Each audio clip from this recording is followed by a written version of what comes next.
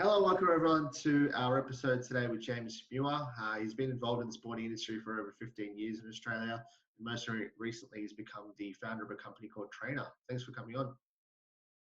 No problem. Thanks for having me. Yeah, enjoying being here today and obviously have a chat to you about all things sports tech. Awesome. Okay, cool. Look, as always, we're going to get it started off with yourself. So can you give us a brief overview of your background? Yeah, so I born in Australia and grew up over in Europe, so Malta, England, and Scotland, and then came back to Australia when I was 21. So I actually had played football in Malta and England and Scotland as part of my youth career and a little bit of seniors, and then came back to Australia in 2004, initially to run a sports marketplace, a product marketplace. Called Soccer Store, and at the same time started coaching and really got heavily into coaching. And at the time, e-commerce wasn't really as widely used as it is today. So even setting up an online payments, you had to go directly to a bank and using merchant facilities and those types of things. So we just ended up switching that to wholesale and direct to clubs and schools. And then in 2008, after starting coaching in 2004 as well. I started doing that full time and worked at a variety of different clubs. I had about 8 to 10 different coaching jobs at the time. Wow. And so after 4 years of doing that, got a bit tired and was looking for an opportunity in football, pretty much globally to just to work for one organisation. I have to have 10 different uniforms or jerseys in the back of my car and switch. You don't want to wear the wrong one to a club. And so I got an opportunity to go and coach over in Fiji with Fiji football in 2008, and I was staying there till 2011. Got to work across pretty much all their national teams, primarily all their junior national teams, but even futsal, beach soccer, the women's sides, both junior and senior, and end up becoming assistant to the technical director there. And then in 2011, moved back to Australia with Football New South Wales. So I worked as a coaching development manager. Looking after the southern New South Wales region of New South Wales, so pretty much Gerringong right down to the Victorian border, and then up and around Kumias to near the Macarthur area. So pretty big area. Was there for pretty much 2-3 years, and then came down to Victoria to work in the National Premier League space. So in New South Wales at the time, in southern New South Wales, they weren't allowed to have a National Premier League side because we're too regional. Came down, started being involved with Box Hill United as their technical director, and then moved to Northcote City after about 3 years. And when I moved to Northcote City, started my own sports consultancy. So found that having that transition to working with national sporting organisations and state sporting organisations with a really professional administrative setup to clubs, even in a full-time capacity, where I was as a technical director at Box Hill, let's say, you're dealing with committees who are kind of volunteer-led and often parents. So they have different ideas in terms of what's the best for the club. So setting up the sports consultancy, I felt that we wanted to continue working with these clubs, but provide them with some options in terms of how to professionalise their committees and the running of their club and hiring and management of their coaches, because often they're firing coaches for small areas where if you could just upskill those coaches or upskill the support staff of the club and improve the communication, improve the administration, often you're solving the problem, right? And you're retaining those years of experience at the club. So that was with Dynamic Sports Solutions, and through that, I had a lot of involvement working with coaches and with clubs and schools and obviously with parents as well. One of the big issues that the coaches felt was they really struggled to market themselves online. Football's traditionally quite a conservative sport, and people don't really, especially coaches, they don't really want to promote themselves too much online. They're seen as being a pumper, where they're talking themselves up too much. But only really ex-professional players who had a really good media career, maybe post playing or from their high-profile playing career were able to really transition into those good coaching roles, and that was because of the media. So, if you didn't promote yourself, you didn't market yourself, then you wouldn't be able to be in the mindset for those positions. So basically through that process, in 2016, 2017, we came up with the idea for Trainer, because we kept on having these clubs asking us for coaches. They didn't have good networks. Parents wanted to know, who could do some extra training with their child. Older players weren't really sure who to use, who's a good coach. Often people have a really good Instagram profile or Facebook profile or website, but it doesn't mean they're a great coach. And on the other hand, some people have really good coaching qualifications, doesn't mean they're a people person either. So we wanted to, and because we were referring these users to these coaches anyway, we thought we were sure that we can kind of automate this process. So initially we just started listing the coaches on our platform, and then looked at kind of some software where we could schedule and book and pay the coaches. But back in 2016, 2017, there wasn't anything really great out there specific for this problem. So initially, we decided to develop it ourselves, which had we known how hard it would be, now if you had that in hindsight, not sure if we'd be here now, but it's been a great learning experience to get where we are. So that's how kind of Trainer evolved and came about. Awesome. Okay. Well, one thing that I was just going to ask, like that transition from say the mid 2000s, you'd spent a decade within sport, and obviously got to know the industry really well. I guess when was the first time that you were introduced to the technical side of sport? Or simple as building a website. Like how did you get involved, and how did you get started in the sport tech space? Yeah, I guess probably in around, I've obviously had a look at, a lot of the sports analytics conferences that started up, 5 or 6 years ago. And we're kind of following those closely because I felt, Australia's had a great past with sports science and sports tech, initially through the AS and kind of the companies that have spun out of that. And I guess we haven't really leveraged sports tech and sports science really well in football.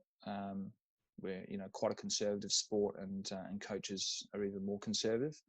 But always looking. There are people that are always looking for that extra edge. How can they try things? How can they implement things that can improve their teams and the performance of their players? So I guess that's where I was continually one of those coaches that were looking for things that could help improve my players or improve the coaches that I was working with. Cool. Okay. And in terms of the tech side, you alluded to, if you knew how hard it was, you probably would have done it differently. What were the sort of initial key challenges that came about? Yeah, I guess both myself and my co-founder Co, we were from a non-tech co-founder background. So initially hired a football media company. So the producers of the daily football show, Podular Media, they actually helped develop the first version of our platform, so our MVP. So we wanted someone with some knowledge of basic website that we thought was basic, but with some football knowledge and branding, and positioned it as an authentic football company. We've always had a mission of being a football first company and a coach first company. So we want to develop stuff for football to improve the ecosystem and to improve things for coaches. It's not just about developing and running a business. If you can't improve the ecosystem, then for me as a coach and someone who's been involved in coach education, that's kind of where my passion is. So starting up a business, I wanted to maintain that kind of passion as well. Cool. And how's the product evolved over the last 3 or so years? Yeah, so since that, we found, because we'd used a third-party booking and scheduling and payment software and kind of hacked that together, we found as soon as we started, scaling from 30 original coaches to over 200 at multiple locations, different states, different types of sessions, it started to slow down on a WordPress platform. So we then searched for a developer that we could kind of bring in-house who had experience in marketplaces before, preferably sports marketplaces. So we ended up finding one, and we ended up hiring her full-time for over a year. So she developed a custom build WordPress site with integrated pretty much everything there to enable us to scale pretty quickly up to several thousand coaches and several thousand players. So we actually managed quite a few thousand bookings through those versions of the platform. And I guess over that time, she became involved in the business as well as an external founder, and we found a local CTO as well mid last year. So we ended up bringing him on board, and he's been great. And then we realized, the WordPress website's probably not great for scaling a company globally. So, by that time we'd been through a few different accelerator programs and decided to switch across to a Laravel framework, which has really helped to speed up our platform and improve the customer experience. Yeah, awesome. Okay. And I guess, it's funny when we have these conversations, you look back on the 3 years and you tell the story. But if you just go back to the hurdle of realizing that the site's not coping with the demand and having to find a technical co-founder and sort of building that up from scratch again, when you were at that stage, given obviously you're an Australian-based company, who did you go to for advice, or where did you start looking to find that technical person to work on your product? Yeah, I guess just anywhere and everywhere. Talking to as many people as possible, and then and trying to educate yourself around even the types of questions to ask a developer. Coming from a non-tech co-founder, what do you want it? Do you want it built on WordPress still, or do you want it built on Ruby, or do you want it built on a different with different code? And so starting to ask those questions, and then what do you have if you've built out a basic wireframe or prototype to show them, or would you need them to do the whole thing, and then going into the UX and design side of things as well. So I guess having a better understanding of that, and that's helped us really manage the projects a lot better as well. So that's definitely been a big learning experience over the 2.5 years. Yeah, nice. And look, obviously with coronavirus, it's impacted everyone, but especially the sporting industry has been hit really hard. How has it impacted you guys, and how are you going with everything at the moment?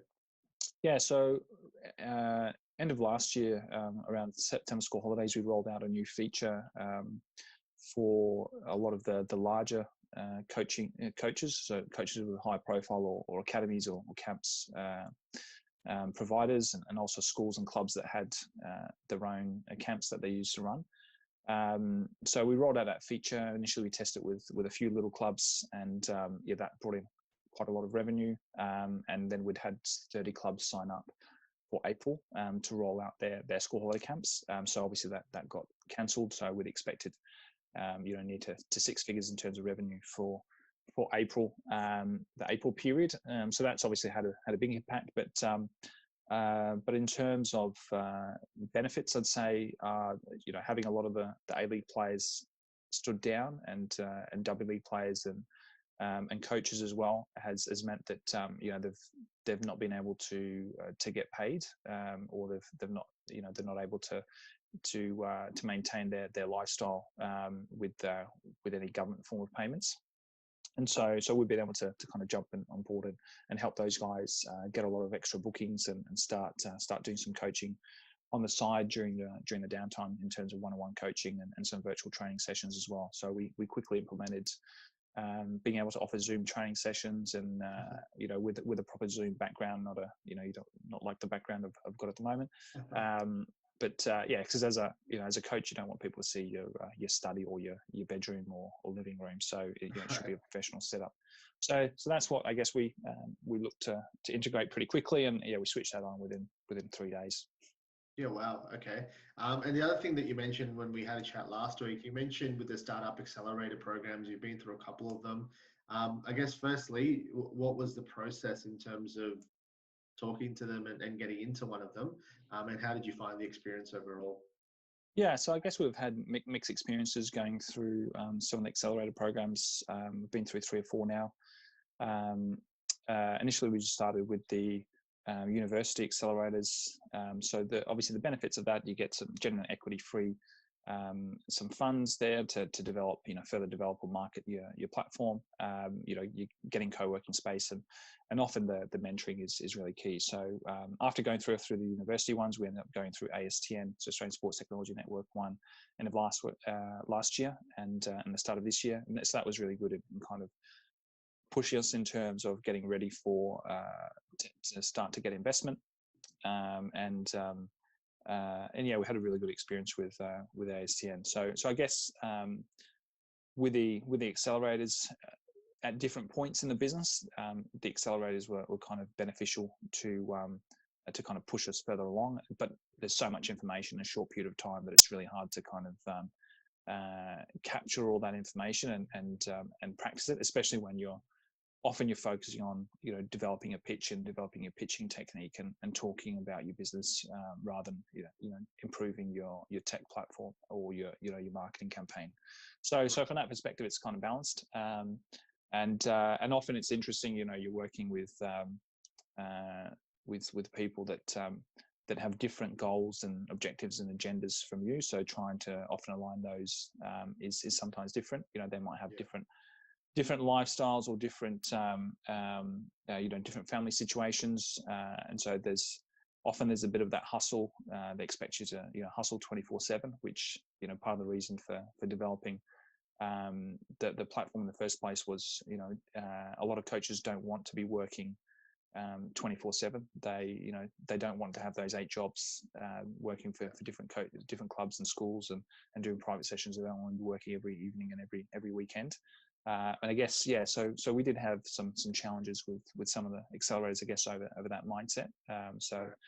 I guess in the tech space that's fine, but yeah, coming from football background and having been through that process already, we did have some I guess some interesting conversations with some of the mentors around that in their experience. So I guess that's just something if you were going into an accelerator to make sure that your objectives for your business align with the accelerators prior to going before, making sure that the people that you're talking to are actually the people that are going to be running the program and are going to be mentoring you, because obviously a lot of people like to talk things up, and then when you go through the program it's a different experience. But overall, look, they've been really beneficial.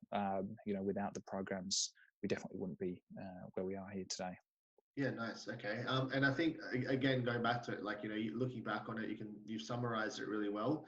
But if you put yourself in the shoes of, the first 12, 18 months when you were going to meet the first accelerator, for example, that you ended up going on board with, what does that process look like? Like, is it essentially like a job interview? Like you pitch to them, it might be a couple of rounds and they give you a result, or is it more complicated than that? Yeah, pretty much. You put in an online application, get some feedback for that. Generally, it's a few rounds of pitching, and I think that was pretty much the first time we pitched. We did get invited into a kind of a pre-accelerator intensive, which prepared you to pitch. So it was really good that the first accelerator we went through was a really early stage accelerator program. And really prepared us kind of well for future accelerators and future pitching, because having never pitched before, we had no idea what to do. So that really helped us. Right. Awesome. Okay. And look, obviously now that you've been in even the sport tech space for a few years, you've gone through a few different accelerator programs. What are the best resources that you've found that have been really helpful? Obviously, whether it's a podcast or a meetup or a virtual meetup. What are some of the best things that you've sort of noticed along the way that would be really helpful for people that are trying to get into the industry now? Yeah, I guess we're working quite closely with Sports Geek at the moment. They're pretty good in terms of Sean's pretty good in terms of his content and podcasts that he puts out on a regular basis, and obviously AS10, and Sports Tech Weekly. They've got a new podcast that's come out, and a newsletter as well every week. In terms of other podcasts and other resources, I guess it depends which stage you're at in terms of your business. Right.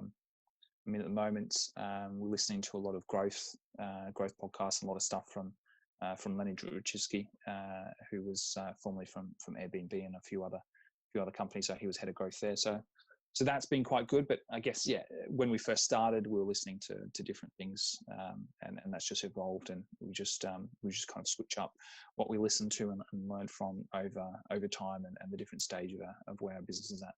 Right. Okay. And just on a final note, we were talking about obviously transitioning into the industry, the meetups, and the sort of essentially the hubs. Well, you know, the ASTN is obviously a good one. There's the Sport Tech World Series that have theirs every year or so.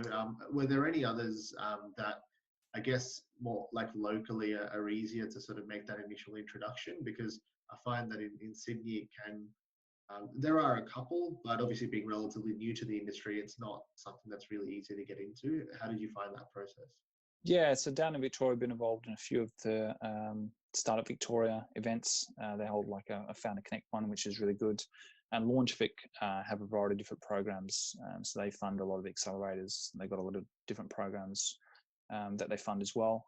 So those have been pretty useful over the last few years, just attending a lot of those and just looking out to see which different meetups and events.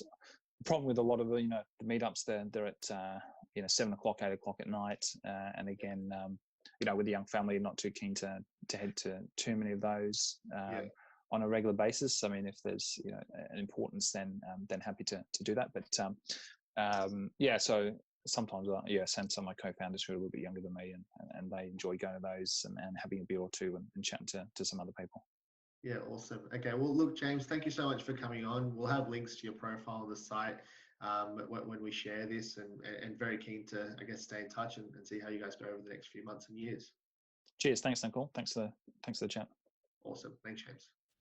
Hope you enjoyed this episode. If you'd like to check out more of our content, go to sporttechdaily.com or follow us on social media across Twitter, LinkedIn, Facebook, or Instagram.